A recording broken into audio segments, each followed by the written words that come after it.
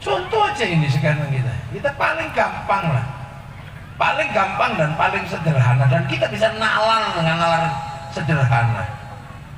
Orang itu kalau lagi nyantai pasti keluarlah nyanyian dan bunyi-bunyian, apakah bernyanyi, apakah bersenandung. Nah, ketika orang bersenandung itu pasti temannya adalah alat musik. Orang Arab bersenandung, alat musiknya terbang gitu ya, itu terbuat dari kayu, potong, roai, tempeli kulit, sederhana, nggak ribet.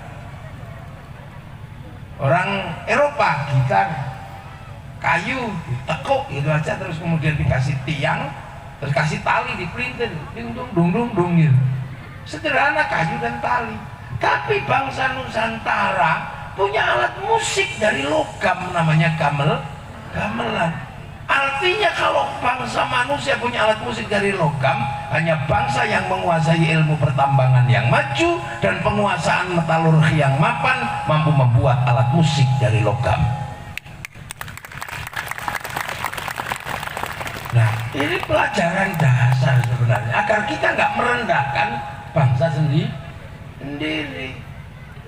Jadi ketika Rasulullah berdakwah di sana, di sini sudah jadi bangsa yang kuat. Gitu. Nah, pertanyaannya adalah Rasulullah juga menggerakkan kaum muslimin untuk bergerak ke seluruh benua. Tapi kenapa yang tersisa paling kuat sekarang ada di Indonesia? Tanya dong dengan nalar, biar kita nggak suka merendahkan bangsa sendiri, menjelek-jelekkan karya bangsa sendiri, dan merasa menjadi bangsa yang terpuruk. Ini tidak benar, ini jahat namanya. Sementara kita menikmati hidup sebagai orang Indonesia, tapi di kepala kita yang terbaik pasti orang Eropa. Ayam gede dikit ayam Bangkok, jambu gede dikit jambu Bangkok, nangka gede dikit nangka Belanda. Yang tersisa Indonesia tinggal gula Jawa.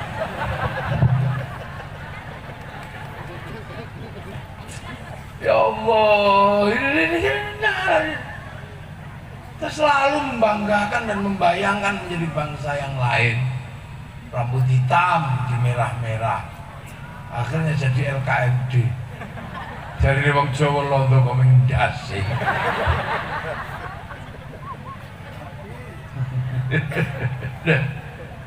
Jadi kalau berbicara tentang grafik, kita ini sebuah bangsa.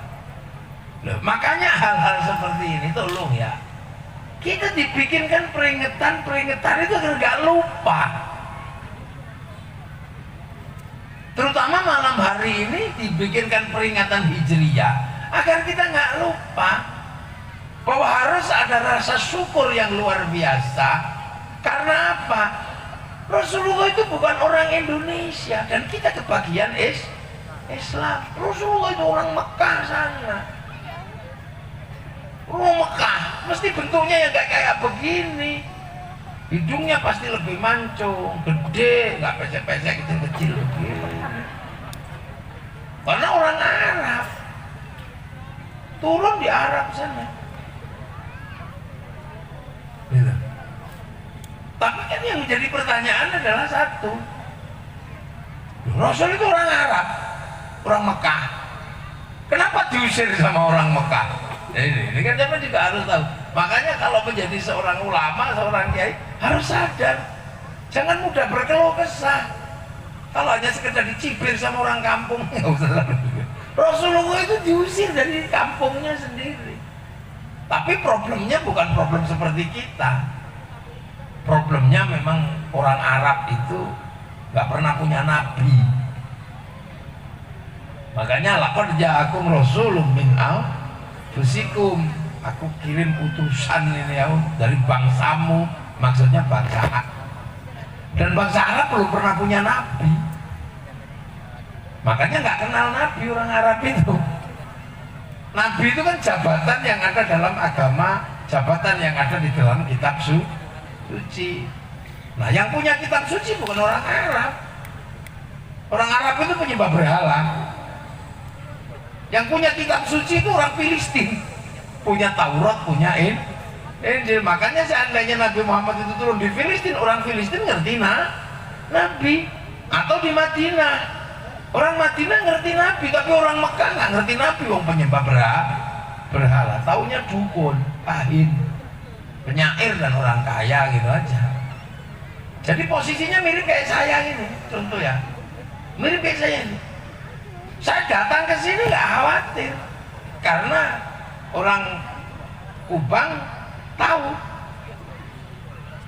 ya tahu ini sosok kiai itu tahu, karena sudah diajarkan oleh kiai yang sebelumnya. Jadi ulama-ulama yang di sini udah jelaskan tentang adanya manusia itu ada namanya kiai, dan itu penerus agama. Jadi tenang aja saya sini, tenang aja, pasti juga disambut-sambut, disalam-salami, bahkan dikeroyok tangannya. Sampai tangan saya luka ini. Ya, kadang saking I love you-nya ya udah biar aja deh. Wah, aku semua apa? Ya karena apa? Jasa para kiai di sini menjelaskan tentang adanya ulama. Jadi ya biasa aja. Berbeda dengan misalnya saya datang ke pedalaman Irian. Orang Irian nggak ngerti tentang konsep kiai, konsep ulama. Ada orang bentuknya kayak saya, rambutnya panjang. Itu kalau orang sana ngertinya ini pasti tim pemburu babi. Jadi saya nggak perlu marah. Iya kan? Jadi sampean menghargai saya itu kan perjalanannya panjang, dijelaskan oleh orang-orang sebelumnya bahwa ada sosok ulama, bahwa isinya ulama itu siapa ya tergantung siapa yang datang. Tapi konsep ulama sudah dijelaskan, makanya aman. Tapi di tempat yang kayak Irian, di pedalaman yang nggak ngerti kiai, ketika saya datang, enak saya di sana, nggak perlu jaga sopan santun. Wong paling saya dikira tim pemburu babi, saya bisa kencing di pinggir jalan, bisa apa, enak aja. Nah, tapi kalau di sini, wah kiainya kencing di pinggir jalan ya. Nah ini peradaban itu terkait dengan satu sistem yang sangat panjang. Makanya ketika orang Arab datang Nabi, nggak ngerti Nabi, orang Arab nggak ngerti Nabi. Nabi itu apa katanya? Nah itulah yang menyebabkan orang Arab nggak mau terima. Udah gitu pelajarannya kan sulit. Pelajaran Nabi itu kan susah. Dari Tuhan banyak diajari Tuhan satu kan susah. Apalagi beribadah Tuhannya nggak kelihatan, itu kan susah. Biasanya ada patungnya. Mau beribadah harus mandi, harus wudu. Mandi dan wudu itu persoalan tersendiri bagi orang Arab. Kenapa? Airnya susah. Diminum aja susah, apalagi disuruh mandi. Padahal mandinya orang Arab, apalagi kalau jinabat, gak kayak orang sini. Orang sini jinabatnya sebulan sekali banyak air. Sana semalam bisa 8 kali. Airnya susah. Jadi sudah susah air disuruh mandi. Berlawanan dengan apa yang ada di masyarakat. Yang kedua misalnya zakat. Makanannya susah malah disuruh bayar zakat. Makanan aja pasti berburu di sana. Sini makan kates kemudian berak, besoknya bisa tumbuh kates baru. Saking mudahnya di sini itu makanan gampang. Variasi. Di sana panas malah disuruh puasa. Kalau puasa di sini ringan dong, di bawah pohon nyemplung sungai udah dingin. Sana panas puasa. Pelajaran-pelajaran yang sulit ini susah diterima oleh orang Arab, makanya Rasul dilawan. Makanya ketika Rasul dilawan, mau pergi doanya cuma satu, Allahumma hdi qaumi fa innahum la ya'lamun. Ya Allah, tunjukkan umat saya karena mereka nggak ngerti. Jadi nggak ada pelajaran kekerasan di dalam agama itu semenjak kapan? Sementara Rasul dalam situasi yang paling sulit saja masih berdoa, Allahumma hdi qaumi fa innahum la ya'lamun. Pelajaran keras itu kan pelajaran gagah-gagahan aja. Karena dakwah itu berat, akhirnya galak, itu aja. Karena nggak bisa merebut hati, akhirnya merebut tempiling, itu aja cuma. Iya. Nah, setelah itu pindah ke Madinah. Ini saya jelasin. Pindah ke Madinah. Di Madinah ketemu sahabat sahabat yang udah ngerti tentang Nabi, maka begitu sampai sana disambut. Tola'al badru alaina min zaniyatil wajah, disambut, diterbangi. karena sudah ngerti. Nah itu bedanya. Orang Madinah ngerti Nabi, makanya disambut sampai manjat-manjat pohon kurma, tola al-badru, karena ngerti Nabi disambut itu. Sahabat Ansor menyambut sahabat Muhajirin. Baru kemudian Rasul bisa memberikan pelajaran yang berbeda agama, berbeda suku, berbeda bangsa bisa bersatu di bawah Rasulullah. Makanya kemudian tercipta satu masyarakat yang berbeda-beda tapi semua hidup rukun, saling bertanggung jawab. Nah, dikenal dengan istilah masyarakat madani itu. Makanya hampir seluruh teori kemarin mengatakan kalau bisa masyarakat Islam itu harus menjadi masyarakat madani. Walaupun di Jawa banyak disalahpahami. Masyarakat madani itu masyarakat wadan-wadanan itu. Wadan-wadanan madani. Nah, ini tak jelasin, singkat aja, hijrah itu. Nah, begitu hijrah di Madinah jalan Islam. Ya dengan berbagai dinamikanya kan. Yang pinter ya diulang pinter, yang goblok ya diulang goblok gitu kalau. Karena sahabat sendiri banyak. Ada yang pinter kayak Sayyidina Ali pinter. Ada yang bodoh-bodoh juga ada. Makanya dinamika kehidupan sahabat itu cukup dinamis. Nah setelah itu ya biasa, namanya manusia meninggal. Nah, setelah meninggal kepemimpinan dipilih kolektif, dipilih banyak. Kayak Pilkades itu, lihat siapa yang akan memilih, terpilih Sayyidina Abu Bakar, meninggal. Terus Pilkades lagi, ibaratnya pemilihan satu siapa mau milih siapa, terus tiba-tiba terpilih Sayyidina Umar. Besoknya lagi Islam butuh, terpilih Sayyidina Utsman. Nah, akhirnya terus kemudian Sayyidina Ali ya. Nah, begitu di zaman Sayyidina Ali mulai rusuh. Karena apa? Sistem kepemimpinan bareng-bareng itu dianggap tidak nyaman oleh satu keluarga, yaitu keluarganya Muawiyah bin Abi Sufyan. Maka kemudian terjadilah perebutan kekuasaan, Sayyidina Ali diberontak gitu. Nah, karena Sayyidina Ali diberontak, akhirnya Sayyidina Ali terbunuh. Jadi membahas kekuasaan di zaman Nabi itu aja masa resikonya berat. Nah, terbunuh. Akhirnya kemudian Sayyidina Husain pindah. Mulai Islam itu hijrah itu ini. Mulai bergerak keluar dari Jazirah Arab, keluar dari sana. Mulai Sayyidina Husain hijrah pindah. Kemana? Ke Basrah. Basrah itu sekitar Iran, Irak situ, Baghdad lah, sekitar situ. Nah, akhlak Rasul dibawa ke situ, orangnya baik, lama-lama semuanya kenal, oh itu Husain. Sampai Raja Rustum, rajanya Parsi, orang Persia, itu tertarik. Terus melamar Sayyidina Husain untuk dijadikan menantu. Raja itu bernama Rustum. Orang Indonesia kadang menyebut Rustam. Rustam. Nah itu ngambil menantu Sayyidina Husain. Nah akhirnya Raja Rustum ini masuk Islam. Nah Rustum ini sebelumnya beragama Majusi, penyembah api. Nah apinya ditaruh di bangunan tinggi namanya Manaro, itu biasa.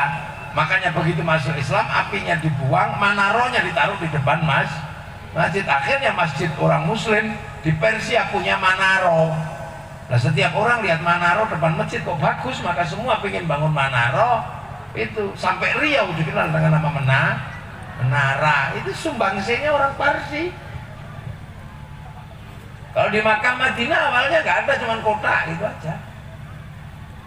Nah begitu berkembang di situ diburu sama Yazid, gitulah. Diburu, terjadilah perang bentrok yang kebetulan Sayyidina Husain terbunuh tanggal 9-10 Asyura, perang besar. Nah terbunuhnya sahabat Husain ini sampai dipenggal kepalanya. Itu menjadi duka yang sangat mendalam bagi kaum muslimin. Makanya agar kaum muslimin tidak mengulang itu terjadi, jangan ngomong kekuasaan atas nama agama. Ya, jangan ngomong kekuasaan atas nama agama. Karena itu terjadi terbunuhnya Sayyidina Husain, maka orang-orang mengingat, terutama santri selalu mengingat. Di Indonesia mulai dari semenanjung Aceh sampai Jawa punya cara mengingat masing-masing. Terbunuhnya cucu Nabi Sayyidina Husain dan cucu-cucu yang lain itu dijejer di dalam keranda-keranda saking banyaknya mayat, dengan keranda-keranda Parsi yang diukir itu agar orang ingat itu. Maka setiap di bulan Asyura atau Muharram di semenanjung Sumatera ini ada budaya namanya tabui, tabut, mulai dari Padang, di Jambi, tabut. Tapi karena orang Padang jadi tabui, gitu, karena piring pariang, perut parui, kan bahasa Padang kan gitu. Tadi saya ceritakan orang Padang baca Pancasila itu dibaca gambarnya, jadi tidak dibaca teksnya tapi dibaca gambarnya. Cie, bintang pesagi limo, duo rantai pangikak kudo, tigo baringin barambui kribu, ampe sapi kilo, limo kapas pembesi muko padi pangisi parui. Katanya kan dia nggak dibaca teksnya tapi gambarnya. Iya kan? Iya, ada itu orang Padang. Karena bahasanya kan lekenui. Iya. Lidah lo ya kan, memang lidah orang kan beda-beda. Di Jawa ngajari alhamdulillah ya alkamdu, ya hayu ya qayyum, yo kayu bu yo ka nunu, Robbil alamin, Robbil ngalamin. Di Makassar sana alaihim. Makanya orang Makassar Bugis kalau Abdurrahman keluarnya berdua mang. Lihat Kabulok berdua mang itu Abdurrahman. Kalau di Jawa Abdurrahman Durakeman. Iya, Mardiyah, Marliyah, Wudu, Wulu. Ini orang bahasa. Dan itu kan dulu pernah terjadi. Orang baca Quran itu nggak sama semuanya. Makanya tahun 250 Hijriah ada seorang ulama namanya Abu Ubay Qasim bin Salam, penelitian di Kufah, Makkah, Madinah untuk menyeragamkan agar orang bisa baca Quran sesuai zaman Rasul. Hasil penelitiannya dibukukan, dikasih judul At-Tajwid fi Qiraatil Quran. Zaman nggak pernah tahu itu. Ya makanya tak kasih tahu biar nggak ribut. Kalau orang Jawa lakenud, dulu kan ribut gara-gara Presiden Jokowi mengatakan alhamdulillah. Nah, yang ribut itu karena saking nggak ngertinya. Jadi gayanya paling paham tapi asli radong. Yang ngadepi wong bento itu angel.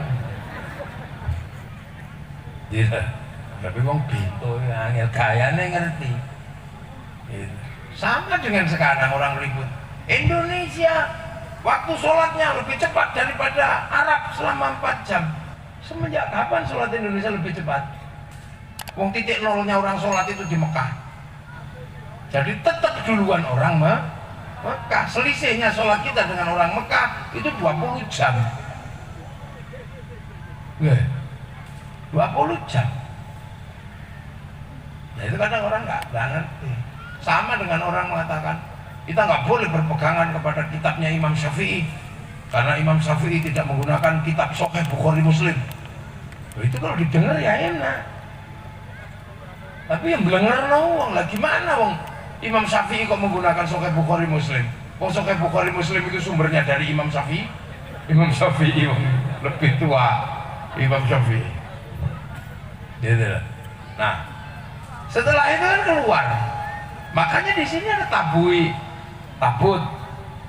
Orang Jawa agar ingat bahwa peristiwa itu adalah peristiwa terbunuhnya cucu Rasul, maka di Jawa kalau bulan Asyura diambil belakangnya namanya Suro. Gitu. Dan agar ingat itu nggak mantu, nggak menikahkan anak. Benar. Nggak menikahkan anak.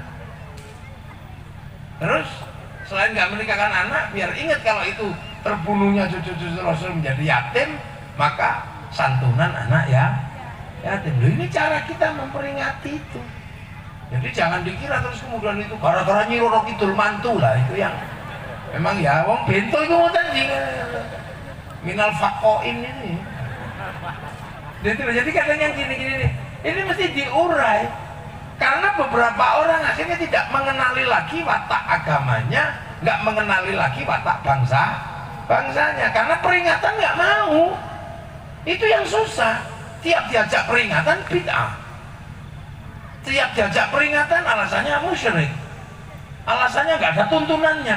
Akhirnya nggak ada yang ngingetin. Nah begitu nggak ada yang ngingetin, ya akhirnya lupa dan tidak paham. Tapi santri yang setiap hari ngingetin, ya inget. Tapi kan resiko juga, karena peringatan itu modal. Itu aja yang masalah, modal. Bikin ini apa, terop panggung, modal. Manggil son, modal. Manggil kiai dari Jawa, modal.